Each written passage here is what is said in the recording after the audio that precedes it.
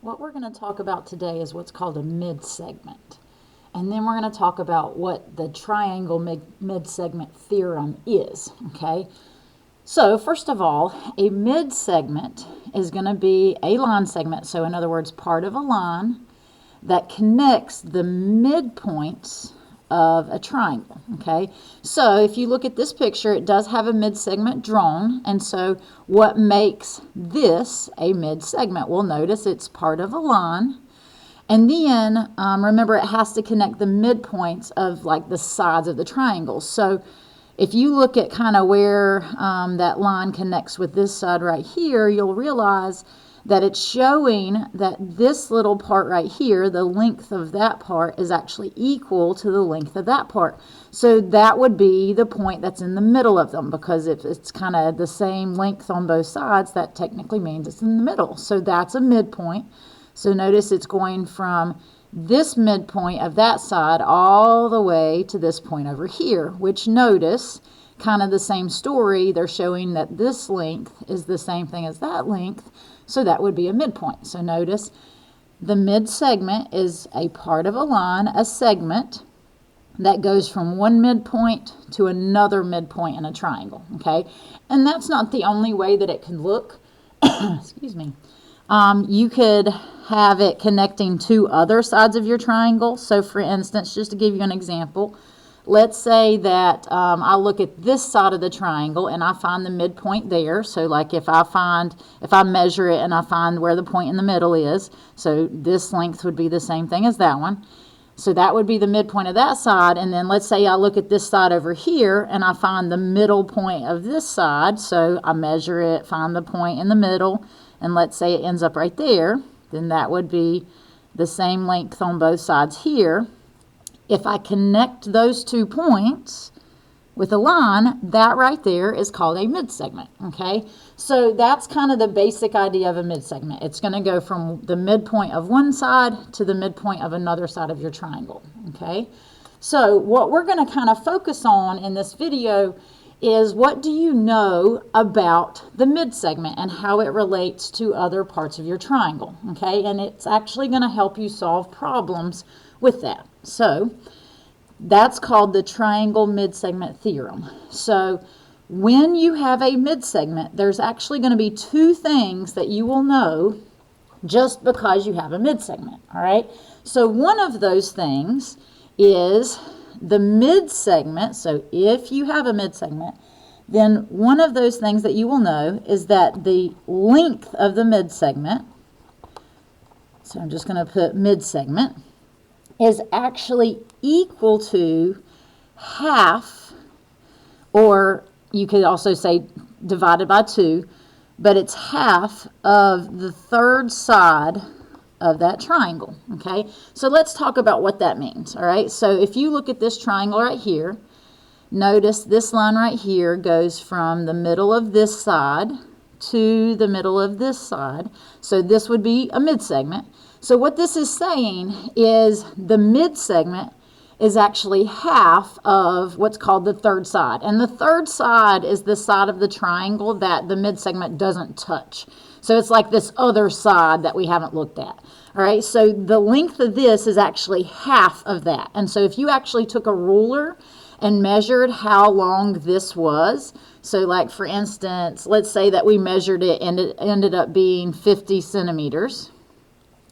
Then the length of this, if we took the same ruler and measured how long this is, it would actually be half of that. So this would actually end up being 25 centimeters, half of what the length is there. And so another way of thinking about it is if you take the length of the midsegment and multiply it by 2, you'll get the third side. So you can kind of find either one just by knowing that, okay? So that's one thing that you need to know about the midsegment. The other thing that this theorem says is if you have a midsegment, then that midsegment is not only half the length of that third side, but it's actually parallel. So we're going to put the symbol for parallel. It's parallel to that third side. And that's actually going to be very helpful because there's a whole lot of theorems that we've learned recently that deal with parallel lines. So if you have parallel lines, all of those theorems come into play here, okay?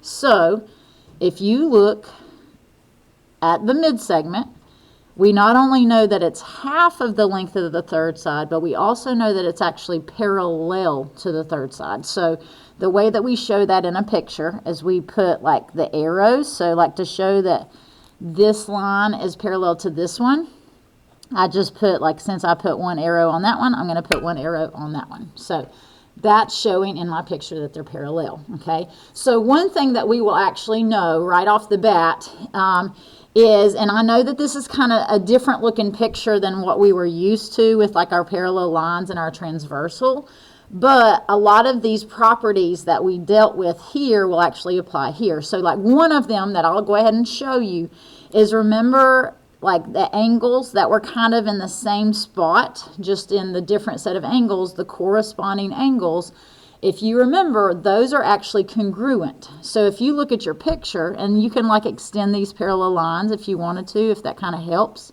If you kind of look at these lines, and then that would be like your transversal, you actually have corresponding angles. So like that one would correspond with this one down here. So you would actually know that these two have the same angle measure. And then if you kind of look over here, kind of on the opposite side of your triangle here, so think about these are your parallel lines, that would be like the line that goes through them.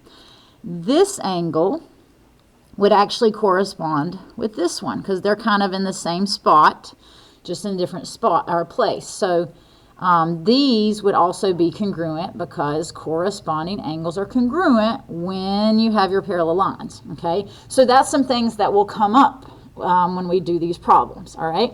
So that's the two things that you need to know about when you have a midsegment in a triangle, okay? So now we're going to kind of practice some problems that deal with knowing that, all right? So let's say, like in number 1, they give us this. And now I will have to mark the picture a little bit because they're not giving us enough information, but we have to find what y is equal to, okay? The reason why I have to give you a little bit more information is, remember, a midsegment has to connect the midpoints, and they're not showing you that those points in this picture are in the middle. And so they have to either tell you that this is a midsegment, or they'd have to show you in the picture that this is in the middle of that side, and then this one's in the middle of that side. And so I'm just going to mark it so that we know it's a midsegment, okay? So if that is a midsegment, then think about what we know about this and the length of it, because it's the y is kind of dealing with the length of it compared to this one right here. Okay, so if you look up here, we had talked about the midsegment. So the length of this right here is actually half of whatever that third side is. So I actually know that the length of this is actually half of that. So all I have to do is take that, the 36, and you just divide it by 2, or you can multiply it by 1/2, and that'll do the same thing. But when you do that, you end up getting 18. So the length of this would be 18 units, whatever the units are. All right. So then number 2, it's saying we have to find DF. And when it doesn't have a little line segment drawn over it, it's asking what's the length of that side. So if you look from D to F, that's this side right here. So that's what we're looking for. What is the length of DF? Okay, and again, we kind of know a little bit about the lengths of sides here. And notice, if you look at this, it goes from the midpoint of this side to the midpoint of that side. So that is a midsegment. So thinking about lengths, we know that the midsegment is half of the third side. So if we knew what this was, we'd divide it by 2 to get that. So to kind of go in opposite, this length is like twice what that is, right? So to find this, you just take 2 times whatever the midsegment is. So I can just take 2 times 9 and I'll get the length. So that would end up being 18. So the length from D to F would be 18. Okay, so kind of 2 different ways of thinking about it. All right, so now we're going to start getting to some of the problems that are a little bit more involved, and there's a couple ways to approach it. You can think of it kind of like here is if we take the third side and divide by 2, it'll give us the mid-segment, or it'll be equal to the mid-segment, or you can work in reverse, okay? It's going to depend whichever one works better for you, okay? But in this problem, they should tell you something about like AB, because they're not giving you information about the sides. So let's say that they add the information that AB is a mid-segment. And so if they tell you that it's a mid-segment, then you actually know a little bit about the lengths here, okay? So we actually have to find what X is equal to. And now notice this isn't as straightforward as the other two, just because we actually have like a little expression here. So when you see an expression, that probably means you're going to have to end up setting up an equation, okay? So there's two ways to think about this. First of all, remember how this relates to that. And so remember that the length of this is actually half of that. And so if you realize that, you could actually take this and divide it by 2, and then whatever you get, you would actually set it equal to that, okay? And so that's one way to do it. The other way is you could think about it kind of like what we did here, is if we take this one and we multiply it by 2, it'll equal that one, okay? So now it's whichever way makes better sense to you. But since we will end up setting up equations often, the easier way to think about it eventually is going to be thinking about if you take this one and double it, in other words, multiply by 2, then you just set it equal to that one, okay?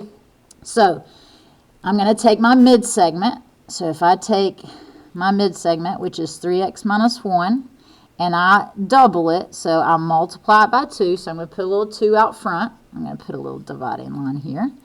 Then that's going to actually equal my third side, okay? And then again, the other way that you could have done that is you could have taken the 34 and divided it by 2 and figured out what that was, and then you'd set it equal to that. You're going to get the same answer, okay? So from here, you simplify.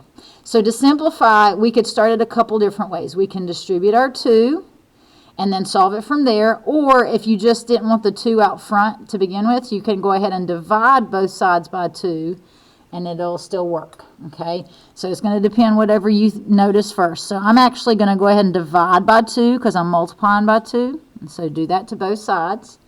And so 2 over 2 goes away because it equals 1.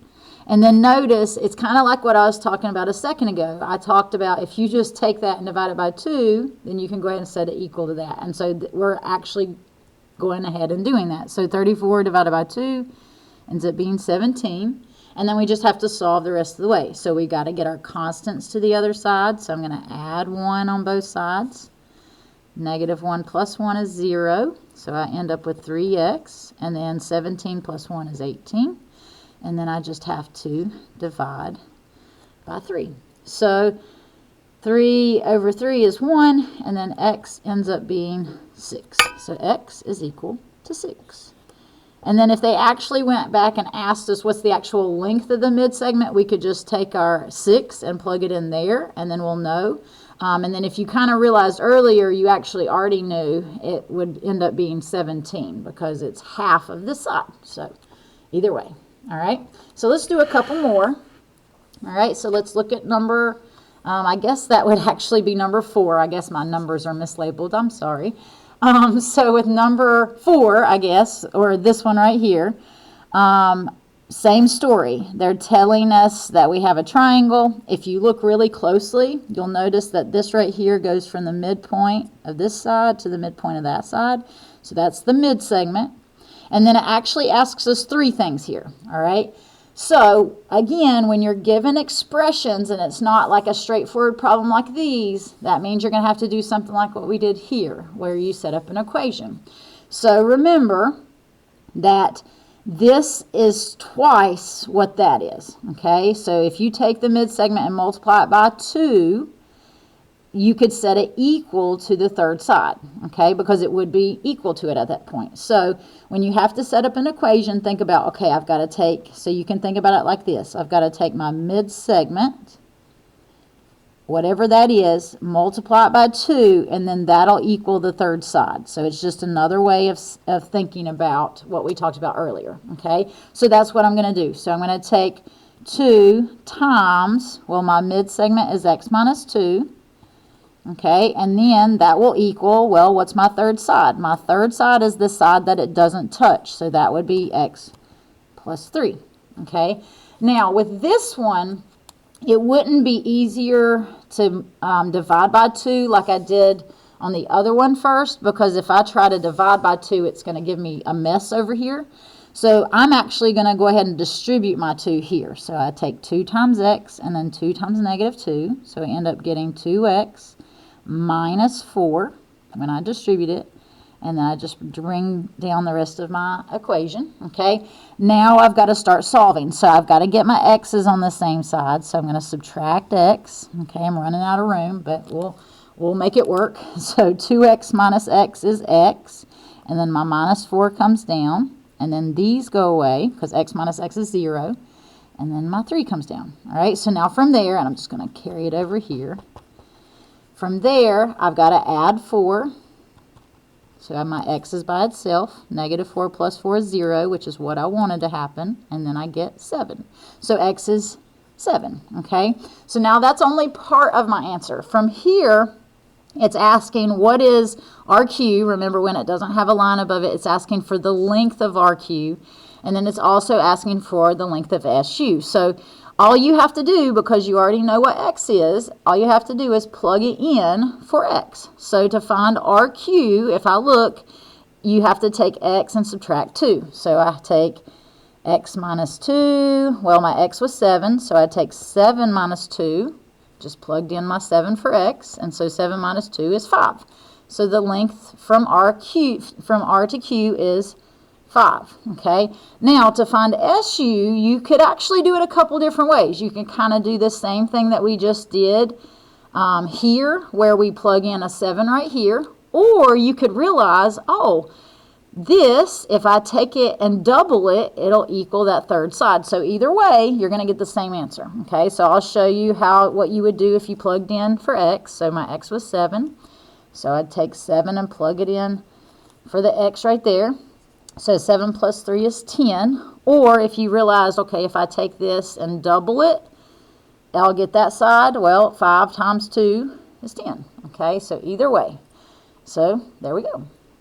All right. So sometimes you're going to have to set up an equation, but just remember, you take the mid-segment, multiply by 2, and then you set it equal to what they have for that third side that doesn't touch the mid-segment. Okay. So the last one. And this one, I'm going to have to mark it so that we know this is a mid-segment. So I'm going to mark that this is the middle of that side, and I'm going to mark so that we know that this is the middle of that side. So that would make this our mid-segment. And then this one's asking a different question. It says we have to find the measure of angle ORI. So the angle they're talking about goes from O to R to I. Whatever letter is in the middle is kind of like the turning point of that angle. So if I look at it again, O, R's in the middle, and then I. So it's kind of talking about this angle right there. So we're asked, what is that angle? Okay, so when it's talking about angles and not lengths, we're actually going to look at this other thing that we talked about today. Okay, and that's where we know that the mid-segment is actually parallel to that third side. And then so remember which angles I had talked about were going to be the same. Okay, so if we kind of remember that, this problem becomes really easy. Okay, because remember, that means that this would be parallel to that. So think about what we talked about with the parallel lines, and you can just kind of extend the sides if you want. But we have to find that angle. Well, notice, if you kind of view this like parallel lines, and then that's like the transversal, remember, these two angles are what are called corresponding.